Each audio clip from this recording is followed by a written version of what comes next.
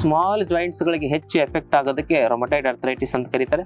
ದೊಡ್ಡ ಜಾಯಿಂಟ್ ಮೇಲೆ ಹೆಚ್ಚು ಎಫೆಕ್ಟ್ ಆಗೋದು ಆಲ್ಮೋಸ್ಟ್ ಆಲ್ ಆಸ್ಟಿಯೋ ಅರ್ಥರೈಟಿಸ್ ಆಗಿರ್ತದೆ. ಹಂಗಂತ ರೊಮಟೈಡ್ ಅರ್ಥರೈಟಿಸ್ ಸಣ್ಣ ದೊಡ್ಡ ಜಾಯಿಂಟ್ ಗಳ ಮೇಲೆ ಏನು ಎಫೆಕ್ಟ್ ಆಗೋದಿಲ್ಲ ಅಂತಲ್ಲ. ಇದು ಪೇನ್ ಕಿಲ್ಲರ್ ತೆಗೆದುಕೊಂಡು ಕಿಡ್ನಿ ಫೇಲ್ ಆಗುತ್ತೆ, ಹಾರ್ಟ್ ಅಟ್ಯಾಕ್ ಆಗುತ್ತೆ. ಇದರ ಸಮಸ್ಯೆಯಿಂದಾಗಿ, ಇದರ ದುಷ್ಪರಿಣಾಮದಿಂದಾಗಿ ನಮ್ಮ ನರ ದೌರ್ಬಲ್ಯತೆ ಬರ್ತವೆ. ಅದಕ್ಕೆ ಒಂದು ಮನೆ ಮದ್ದನ್ನ ನಿಮಗೆ ಹೇಳ್ತೇನೆ ನಾನು. ಶ್ರೀ ಗುರು ಬಸವಲಿಂಗಾಯ ನಮಃ. ಓಂ ನಮಃ ಶಿವಾಯ. ಸರ್ವರಿಗೂ ಭಕ್ತಿಯ ಶರಣಾರ್ಥಿ. ನಾನು ನಿಮ್ಮ ಯೋಗ ಗುರು ವೈದ್ಯ ಶ್ರೀ ಚನ್ನಬಸವಣ್ಣ, ಶ್ರೀಗಂಗಾ ಯೋಗ ನಿಸರ್ಗ ಚಿಕಿತ್ಸಾ ಹಾಗೂ ಆಯುರ್ವೇದ ಸಂಶೋಧನಾ ಕೇಂದ್ರ, ಆರೋಗ್ಯ ಮಹಾಮನೆ, ಬೆಂಗಳೂರು, ಹುಬ್ಬಳ್ಳಿ, ಧಾರವಾಡ ಹತ್ತಿರ ಮುರುಕಟ್ಟಿ. ತಮ್ಮೆಲ್ಲರಿಗೂ ನಮ್ಮ ಯೂಟ್ಯೂಬ್ ಚಾನಲ್ಗೆ ಭಕ್ತಿಯ ಸ್ವಾಗತ. ಆತ್ಮೀಯರೇ, ಇವತ್ತಿನ ಸಂಚಿಕೆಯಲ್ಲಿ ಜಾಯಿಂಟ್ಸ್ ಪೇನ್ಗಳು, ಅದರಲ್ಲಿ ಮುಖ್ಯವಾಗಿ ರೊಮಟೈಡ್ ಅರ್ಥರೈಟಿಸ್ ಮತ್ತು ಆಸ್ಟಿಯೋ ಅರ್ಥರೈಟಿಸ್ ಅಂತಕ್ಕಂಥ ಸಮಸ್ಯೆಗಳು ಹೆಚ್ಚಾಗಿ ಬರ್ತಾ ಇದ್ದಾವೆ. ಇಂತಹ ಸಮಸ್ಯೆಗಳಿಗೆ ಪರಿಹಾರ ಏನು ಅನ್ನೋದನ್ನ ಕುರಿತಾಗಿ ಮಾಹಿತಿಗಳನ್ನು ನೋಡೋಣ. ಈ ಸಮಸ್ಯೆಗಳು ಬರಲಿಕ್ಕೆ ಪ್ರಧಾನವಾಗಿರ್ತಕ್ಕಂಥ ಕಾರಣ ನಮ್ಮ ಲೈಫ್ ಸ್ಟೈಲ್, ನಮ್ಮ ಫುಡ್ ಸ್ಟೈಲ್. ಲೇಟ್ ಆಗಿ ಮಲಗೋದು, ಲೇಟ್ ಆಗಿ ಹೇಳೋದು, ಫಾಸ್ಟ್ ಫುಡ್, ಜಂಕ್ ಫುಡ್ ಗಳನ್ನು ತಿನ್ನೋದು, ಹಾಗೂ ದುಶ್ಚಟಗಳನ್ನ ಮಾಡೋದು, ಬೀಡಿ, ಸಿಗರೇಟ್, ಗುಟ್ಕಾ, ತಂಬಾಕು, ಸರಾಯಿ ಇಂತ ದುಶ್ಚಟಗಳನ್ನ ಮಾಡೋದು, ಚಹಾ, ಕಾಫಿ ಅಂತಕ್ಕಂಥ ಕೆಟ್ಟ ಪೇಯಗಳನ್ನ ಕುಡಿಯೋದು, ಇಂತಹ ಸಮಸ್ಯೆಗಳಿಗೆ ಮುಖ್ಯ ಕಾರಣ. ಇಲ್ಲಿ ಏನಾಗುತ್ತೆ ಅಂದ್ರೆ ಆಮ ವೃದ್ಧಿ ಆಗುತ್ತೆ. ವಾತ, ಪಿತ್ತ, ಕಫ ಇವೆಲ್ಲ ಟಾಕ್ಸಿಕ್ ಆಗ್ತವೆ. ಆಮವಾತ, ಆಮ ಪಿತ್ತ, ಆಮ ಕಫ ಇವುಗಳ ಹೆಚ್ಚಳದಿಂದಾಗಿ ನಮ್ಮ ಜಾಯಿಂಟ್ಸ್ ಗಳಲ್ಲಿ ಡಿಜನರೇಷನ್ ಆಗ್ತವೆ. ಅಂದ್ರೆ ಜೀವಕೋಶಗಳು ಏನಾಗ್ತವೆ ಅಂದ್ರೆ ನಿಸ್ಸತ್ವಗೊಳ್ತವೆ. ಹಾಗೂ ಅಲ್ಲೇನಾಗುತ್ತೆ, ಇನ್ಫ್ಲಮೇಷನ್ ಆಗುತ್ತೆ, ಉರಿ ಊತ ಬರ್ತದೆ. ಹಾಗೂ ಅಲ್ಲಿ ಮೊಬಿಲಿಟಿಯ ಸಮಸ್ಯೆ, ಅಂದ್ರೆ ಅಲ್ಲಿರ್ತಕ್ಕಂಥ ಸಂವೇದನೆಗಳು ಕಮ್ಮಿ ಆಗ್ತವೆ. ಇದರಿಂದಾಗಿ ಅಲ್ಲಿ ಬ್ಲಾಕೇಜಸ್ಗಳಾಗಿ ಈ ಸಮಸ್ಯೆ ವೃದ್ಧಿ ಆಗುತ್ತೆ. ಸ್ಮಾಲ್ ಜಾಯಿಂಟ್ಸ್ ಗಳಿಗೆ ಹೆಚ್ಚು ಎಫೆಕ್ಟ್ ಆಗೋದಕ್ಕೆ ರೊಮಟೈಡ್ ಅರ್ಥರೈಟಿಸ್ ಅಂತ ಕರೀತಾರೆ. ದೊಡ್ಡ ಜಾಯಿಂಟ್ ಮೇಲೆ ಹೆಚ್ಚು ಎಫೆಕ್ಟ್ ಆಗೋದು ಆಲ್ಮೋಸ್ಟ್ ಆಲ್ ಆಸ್ಟಿಯೋ ಅರ್ಥರೈಟಿಸ್ ಆಗಿರ್ತದೆ. ಅಂತ ರೊಮಟೈಡ್ ಅರ್ಥರೈಟಿಸ್ ಸಣ್ಣ ದೊಡ್ಡ ಜಾಯಿಂಟ್ ಗಳ ಮೇಲೆ ಏನು ಎಫೆಕ್ಟ್ ಆಗೋದಿಲ್ಲ ಅಂತಲ್ಲ, ಅದು ಕೂಡ ಕೆಲವು ಸಂದರ್ಭದಲ್ಲಿ ದೊಡ್ಡ ಜಾಯಿಂಟ್ಗೂ ಕೂಡ ಎಫೆಕ್ಟ್ ಆಗುತ್ತೆ. ಆಸ್ಟಿಯೋ ಅರ್ಥರೈಟಿಸ್ ಕೂಡ ಕೆಲವು ಸಂದರ್ಭದಲ್ಲಿ ಸಣ್ಣ ಜಾಯಿಂಟ್ಸ್ ಗಳ ಮೇಲೆ ಎಫೆಕ್ಟ್ ಆಗುತ್ತೆ. ಹೀಗೆ ಮುಖ್ಯವಾಗಿ ಇಲ್ಲಿ ಏನಾಗಿರುತ್ತೆ ಅಂದ್ರೆ SGOT, SGPT ಇವೆಲ್ಲ ಹೆಚ್ಚಿಗೆ ಆಗಿರ್ತವೆ.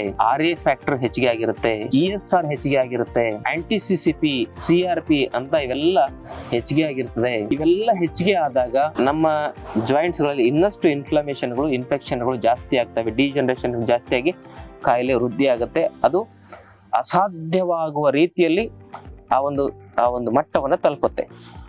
ಅದಕ್ಕೆ ಪ್ರಾರಂಭಿಕ ಹಂತದಲ್ಲೇ ಇಂತಹ ಸಮಸ್ಯೆಗಳನ್ನ ಪತ್ತೆ ಹಚ್ಚಿ ನಾವು ಆ ಸಮಸ್ಯೆಗಳಿದಾವೆ ಅಂತ, ಸಂಧಿವಾತ, ಆಮವಾತ ಇದೆ ಅಂತ ಪತ್ತೆ ಹಚ್ಚೋದು ಹೇಗೆ, ಈ ಟೆಸ್ಟ್ಗಳನ್ನ ಹೇಳಿದ್ನಲ್ಲ, ಬ್ಲಡ್ ಟೆಸ್ಟ್ ಅಲ್ಲಿ RA ಫ್ಯಾಕ್ಟರ್ ಟೆಸ್ಟ್ ಮಾಡಿಸ್ಬೋದು, ANT-CCP, CRP, ESR ಇವೆಲ್ಲವನ್ನು ಟೆಸ್ಟ್ ಮಾಡಿಸಿದಾಗ ಆ ಸಮಸ್ಯೆ ಇದೆಯಾ ಇಲ್ಲ ಅಂತ ಗೊತ್ತಾಗುತ್ತೆ. ಅಕಸ್ಮಾತ್ ಇದೆ ಅಂತ ಹೇಳಿದ್ರೆ ಪ್ರಾರಂಭಿಕ ಹಂತದಲ್ಲೇ ಅದನ್ನು ಕಂಡು ಹಿಡಿಯಬಹುದು. ಕಂಡು ಹಿಡಿದು ನಾವೇನ್ ಮಾಡ್ಬೇಕು ಅಂತ ಹೇಳಿದ್ರೆ, ಅದಕ್ಕೆ ಒಂದು ಮನೆ ಮದ್ದನ್ನ ನಿಮ್ಗೆ ಹೇಳ್ತೇನೆ ನಾನು. ಅದೇನು ಅಂತ ಹೇಳಿದ್ರೆ, ರಾತ್ರಿ ಮಲಗಬೇಕಾದ್ರೆ 1 ಗ್ಲಾಸ್ ಬಿಸಿ ಹಾಲಿಗೆ 2 ಚಮಚ 3 ಚಮಚ ಹರಳೆಣ್ಣೆಯನ್ನು ಹಾಕಿ ಸೇವನೆ ಮಾಡೋದು. ಹಾಗೆ ಬೆಳಿಗ್ಗೆ ಒಂದು ಕಷಾಯವನ್ನ ಕುಡಿಬೇಕು. ಯಾವ್ದಂತ ಹೇಳಿದ್ರೆ ಪಾರಿಜಾತ ಎಲೆ ಅಂತ ಬರ್ತದೆ. ಆ ಪಾರಿಜಾತ ಎಲೆನ 1 ಮುಷ್ಟಿ ಹಾಕಿ 2 ಲೋಟ ನೀರ್ಲಿ ಕುದಿಸಿ ಅರ್ಧ ಲೋಟ ಕಿಳಿಸಿ ಅದನ್ನ ಶೋಧಿಸಿ ಬೆಳಿಗ್ಗೆ ಕುಡಿಯೋದು. ಪ್ರಾರಂಭಿಕ ಹಂತದಲ್ಲಿದ್ರೆ ಈ ಮನೆ ಮದ್ದಲ್ಲಿ ಸಮಸ್ಯೆಗಳು ಗುಣ ಆಗ್ತವೆ. ಇನ್ನು ಜಾಸ್ತಿ ಆಗಿತ್ತು ಅಂತ ಹೇಳಿದ್ರೆ, ಪ್ರಕೋಪ ಆಗ್ತಾ ಇದೆ, ಪ್ರಸಾರ ಆಗ್ತಾ ಇದೆ ಅಂತ ಹೇಳಿದ್ರೆ, ಕಾಯಿಲೆ ಸಂಚಯ, ಪ್ರಕೋಪ, ಪ್ರಸಾರ, ಸ್ಥಾನ, ಸಂಸ್ಥೆ, ವ್ಯಕ್ತಿ ಭೇದ ಅಂತೇಳಿ 6 ಹಂತದಲ್ಲಿ ಕಾಯಿಲೆ ವೃದ್ಧಿ ಆಗುತ್ತೆ. ಅದು ಪ್ರಕೋಪ ಆಗಿತ್ತು, ಪ್ರಸಾರ ಆಗಿತ್ತು, ಸ್ಥಾನ ಸಂಸ್ಥೆ ಆಗಿತ್ತು, ವ್ಯಕ್ತಿ ಭೇದ ಮಟ್ಟಕ್ಕೆ ಹೋಗಿತ್ತು ಅಂದ್ರೆ ಅಂತಹ ಸಂದರ್ಭದಲ್ಲಿ ಜಾಸ್ತಿ ಆದಾಗ ಆಯುರ್ವೇದ ಪಂಚಕರ್ಮ ಚಿಕಿತ್ಸೆನ ತೆಗೆದುಕೊಳ್ಳದಿದ್ರೆ ಈ ಸಮಸ್ಯೆ ಹೆಚ್ಚಾಗಿ ಸ್ಟಿರಾಯ್ಡ್, ಪೇನ್ ಕಿಲ್ಲರ್ ತೆಗೆದುಕೊಂಡು ಕಿಡ್ನಿ ಫೇಲ್ ಆಗುತ್ತೆ, ಹಾರ್ಟ್ ಅಟ್ಯಾಕ್ ಆಗುತ್ತೆ. ಇದರ ಸಮಸ್ಯೆಯಿಂದಾಗಿ, ಇದರ ದುಷ್ಪರಿಣಾಮದಿಂದಾಗಿ ನಮ್ಮ ನರ ದೌರ್ಬಲ್ಯತೆ ಬರ್ತವೆ. ಹಲವಾರು ರೋಗಗಳು ಬರ್ತವೆ. ಹಾರ್ಟ್ ಅಟ್ಯಾಕ್ ಆಗ್ಲಿಕ್ಕೆ, ಕಣ್ಣು ಸಮಸ್ಯೆ ಬರ್ಲಿಕ್ಕೆ ಮತ್ತು ನರ ದೌರ್ಬಲ್ಯತೆ ಬರ್ಲಿಕ್ಕೆ ಈ ರೊಮಟೈಡ್ ಅರ್ಥರೈಟಿಸ್, ಆಸ್ಟಿಯೋ ಅರ್ಥರೈಟಿಸ್ನ ಸಮಸ್ಯೆ ಮುಖ್ಯ ಕಾರಣ. ಅದಕ್ಕೆ ತೆಗೆದುಕೊಳ್ಳತಕ್ಕಂತ ಆ ಒಂದು ಕೆಮಿಕಲ್ ಔಷಧಿಗಳ ಸೈಡ್ ಎಫೆಕ್ಟೇ ಮುಖ್ಯ ಕಾರಣ. ಅದಕ್ಕಾಗಿ ಇಂತಹ ಸಮಸ್ಯೆ ಇರೋರು ಮೊದಲು ಪ್ರಾರಂಭಿಕ ಹಂತದಲ್ಲಿದ್ರೆ ಮನೆ ಮದ್ದು ಮಾಡ್ಕೊಳ್ಳಿ. ಇಲ್ಲ ಅಂದ್ರೆ ಸಮಸ್ಯೆ ಸ್ವಲ್ಪ ಮಟ್ಟಿಗೆ ಮಾತ್ರ ವೃದ್ಧಿ ಆಗಿದೆ ಅಂತ ಹೇಳಿದ್ರೆ ಅದಕ್ಕೆ ಇನ್ನೊಂದು ಆಯುರ್ವೇದ ಔಷಧಿಗಳ ಮನೆ ಮದ್ದನ್ನು ಹೇಳ್ತೇನೆ. ಅದು ತುಂಬಾ ಜಾಸ್ತಿ ಆಗಿತ್ತು ಅಂತ ಹೇಳಿದ್ರೆ ಅದಕ್ಕೆ ಆಯುರ್ವೇದ ಪಂಚಕರ್ಮ ಚಿಕಿತ್ಸೆನ ತೆಗೆದುಕೊಳ್ಳೇಬೇಕು. ಇನ್ನೊಂದು ಕಿವಿ ಮಾತೇನಂದ್ರೆ, ಪ್ರಾರಂಭಿಕ ಹಂತದಲ್ಲಿದ್ದಾಗ ಏನಾದ್ರು ಆಯುರ್ವೇದ ಪಂಚಕರ್ಮ ಚಿಕಿತ್ಸೆನ ತೆಗೆದುಕೊಂಡ್ರೆ ಬಹಳ ಬೇಗ ಅದು ಗುಣ ಆಗುತ್ತೆ, ಶಾಶ್ವತವಾಗಿ ಗುಣ ಆಗುತ್ತೆ. ಅದಕ್ಕಾಗಿ ಮನೆ ಮದ್ದುಗಳ ಜೊತೆಗೆ ಪ್ರಾರಂಭಿಕ ಹಂತದಲ್ಲಿದ್ದವರು ಕೂಡ ಆಯುರ್ವೇದ ಪಂಚಕರ್ಮ ಚಿಕಿತ್ಸೆನ ತೆಗೆದುಕೊಳ್ಳೋದು ಸೂಕ್ತ ಅಂತ ಹೇಳಿ ನಾನು ನಿಮಗೆ ತಿಳಿಸ್ಲಿಕ್ಕೆ ಇಚ್ಛೆ ಪಡ್ತೇನೆ. ಇನ್ನೊಂದು ಆಯುರ್ವೇದ ಔಷಧಿಗಳ ಮನೆಮದ್ದನ್ನು ನಾವು ಹೇಗೆ ಮಾಡ್ಕೊಳ್ಳೋದಂದ್ರೆ 100 ಗ್ರಾಮು ರಾಸನ ಚೂರ್ಣ, 100 ಗ್ರಾಮ್ ಅಶ್ವಗಂಧ ಚೂರ್ಣ, 100 ಗ್ರಾಮು ಪುನರ್ನವ ಚೂರ್ಣ. ಪುನರ್ನವ ಚೂರ್ಣ ಏನ್ ಮಾಡುತ್ತೆ ಜೀವಕೋಶಗಳನ್ನ ರಿಪೇರಿ ಮಾಡುತ್ತೆ. ರಾಸನ ಚೂರ್ಣ ಏನ್ ಮಾಡುತ್ತೆ ವಾತ ವಿಕಾರಗಳನ್ನ ಸರಿ ಮಾಡುತ್ತೆ. ಹಾಗೂ ಅಶ್ವಗಂಧ ಚೂರ್ಣ ಏನ್ ಮಾಡುತ್ತೆ ಆ ಆರ್ಗನ್ಸ್ ಗಳಿಗೆ, ಜಾಯಿಂಟ್ಸ್ ಗಳಿಗೆ ಸ್ಟ್ರೆಂತ್ ಅನ್ನ ತುಂಬುತ್ತೆ, ಅಲ್ಲಿ ಸ್ನಿಗ್ಧತೆಯನ್ನ ತುಂಬುತ್ತೆ, ಅಲ್ಲಿರ್ತಕ್ಕಂಥ ಕಾರ್ಟಿಲೇಜ್ ಸಿನೋಯಿಲ್ ಫ್ಲೂಯಿಡ್ ಅನ್ನ ಮತ್ತೆ ರೆಜಿವಿನೇಷನ್ ಮಾಡ್ಲಿಕ್ಕೂ ಕೂಡ ಅಶ್ವಗಂಧ ಚೂರ್ಣ ಬೆಸ್ಟ್ ಕೆಲಸ ಮಾಡುತ್ತೆ. ಅಶ್ವಗಂಧ ವಾತ ವಿಕಾರಗಳಲ್ಲಿ ದಿ ಬೆಸ್ಟ್ ಚಿಕಿತ್ಸೆ ಅಂತ ಹೇಳಿ ಆಯುರ್ವೇದ ಶಾಸ್ತ್ರದಲ್ಲಿ ಹೇಳ್ತಾರೆ. ಇದು ಸ್ನಿಗ್ಧ ಗುಣಧರ್ಮವನ್ನು ಹೊಂದಿದೆ, ವಾತ ಶಾಮಕವಾಗಿ ಇದು ಕೆಲಸ ಮಾಡುತ್ತೆ ಅಂತೇಳಿ ಆಯುರ್ವೇದ ಶಾಸ್ತ್ರದಲ್ಲಿ ಉಲ್ಲೇಖ ಬರ್ತವೆ. ಹಾಗಾಗಿ ಈ 3 ಫಾರ್ಮುಲಾಗಳನ್ನ, ಈ 3 ಚೂರ್ಣಗಳನ್ನ ಕಾಂಬಿನೇಷನ್ ಮಾಡೋದು 100 ಗ್ರಾಮ್ 300 ಗ್ರಾಮ್ ಆಯ್ತು, ಅದನ್ನ ಮಿಕ್ಸ್ ಮಾಡಿ ಒಂದು ಡಬ್ಬದಲ್ಲಿ ಹಾಕಿ ಇಟ್ಕೊಳ್ಳಿ.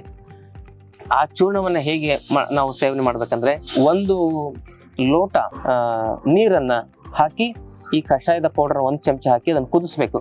ಆ 1 ಲೋಟ ನೀರು ಕುದ್ದು ಅರ್ಧ ಲೋಟ ಕಿಳಿಬೇಕಂದ್ರೆ 200 ml ಅಂದ್ರೆ 100 ml ಅದನ್ನು ಶೋಧಿಸಬೇಕು.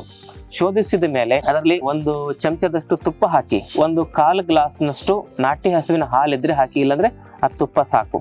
ಇದನ್ನ ಸೇರಿಸಿ ಬೆಳಗ್ಗೆ ಖಾಲಿ ಹೊಟ್ಟೆಲಿ ಸೇವಿಸಿ. ಬೆಳಗ್ಗೆ ಮತ್ತು ಸಾಯಂಕಾಲ, ಬೆಳಗ್ಗೆ 6 ಗಂಟೆಗೊಮ್ಮೆ, ಸಾಯಂಕಾಲ 6 ಗಂಟೆಗೊಮ್ಮೆ 2 ಬಾರಿ ಈ ತರ ಸೇವಿಸಿದ್ರೆ ಆ ಇಂತಹ ಸಮಸ್ಯೆಗೆ ಪರಿಹಾರವನ್ನು ನಾವು ಕಂಡುಕೊಳ್ಬಹುದು ಅಂತಕ್ಕಂಥ ಮಾತನ್ನು ಹೇಳ್ತಾ, ಆದ್ಮೇಲೆ ಮನೆಮದ್ದು ಜೊತೆಗೆ ಆಯುರ್ವೇದ ಪಂಚಕರ್ಮ ಚಿಕಿತ್ಸೆಯನ್ನು ಕೂಡ ತೆಗೆದುಕೊಳ್ಳುವುದು ಅತ್ಯಂತ ಅಗತ್ಯ ಅನ್ನುವ ವಿಚಾರವನ್ನು ಮತ್ತೆ ತಮಗೆ ಸ್ಪಷ್ಟಪಡಿಸ್ತಾ ಇವತ್ತಿನ ಸಂಚಿಕೆಯನ್ನು ಮುಗಿಸ್ತಾನೆ. ಈ ಮಾಹಿತಿ ಇಷ್ಟವಾದಲ್ಲಿ ತಮ್ಮ ಬಂಧು ಮಿತ್ರರೊಂದಿಗೆ ಶೇರ್ ಮಾಡ್ಕೊಳ್ಳಿ. ಜೊತೆಗೆ ಚಾನಲ್ನ ಸಬ್ಸ್ಕ್ರೈಬ್ ಮಾಡ್ಕೊಂಡಿಲ್ಲ ಅಂದ್ರೆ ದಯವಿಟ್ಟು ಚಾನಲ್ ಸಬ್ಸ್ಕ್ರೈಬ್ ಮಾಡ್ಕೊಳ್ಳಿ. ನಮ್ಮಲ್ಲಿ 5 ದಿನದ ಆರೋಗ್ಯ ಶಿಬಿರ ಪ್ರತಿ ತಿಂಗಳು ನಡೀತಾ ಇದೆ.